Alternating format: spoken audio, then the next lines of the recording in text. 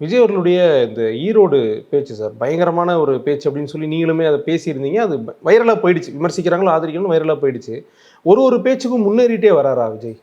ஆமா. கொஞ்சம் முன்னேற்றம் தெரியுது. ஆக்சுவலா அத பேசியிருக்கணும், இத பேசியிருக்கணும். இங்க பல பேர் வந்து பட்டியல் போடுறாங்க. அத நம்ம பார்க்குறோம்.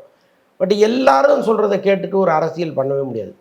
அவரு நான் பேசினதுல உங்களுக்கு எது சரி, எது தவறுன்னு வேணா நீங்க ஆர்கியூ பண்ணுங்க. நான் பேசாத ஒரு விஷயத்த ஏன் பேசலன்னு கேள்வி கேட்க முடியாதுங்கிறது தான் அவருடைய ஸ்டாண்டா இருக்கு. ஸோ அதனால தான் ஆரம்பத்திலேருந்து அவர் வந்து அதில தெளிவா இருக்காரு. ஏன் அத பேசல, இத பேசலங்கிற கேள்விகள் அவர் தொடர்ந்துகிட்டே இருக்கு, விரட்டிக்கிட்டே இருக்கு. ஆனால் எப்பவுமே அவர் வந்து சில விஷயங்கள முடிவு பண்ணிட்டு வராரு. அத அப்படியே வந்து அங்க பிரசன்ட் பண்ணிட்டு அவர் போயிடுறாரு. அதுதான் இங்கே நடந்திருக்கு. ஆனால் அந்த பிரசன்டேஷனில் மிகப்பெரிய முன்னேற்றம் இருந்தது. ஒரு அந்த அந்த எந்த இடத்துல வந்து அவர் அந்த அங்கே வந்திருக்கிற தொண்டர்களுக்கு உற்சாகத்தை கொடுக்கணும் அப்படிங்கிறதெல்லாம் ரொம்ப கரெக்டாக தெரிஞ்சு அதை அழகாக பாஸ் பண்ணார் அவங்கள்ட்ட. அதே மாதிரி இந்த தொண்டர்களும் அதை கரெக்டாக உள்வாங்கிட்டு அந்த அவங்க காட்டின அந்த ஆரவாரம் எழுச்சி அது எல்லாமே ரொம்ப வித்தியாசமாக இருந்துச்சு.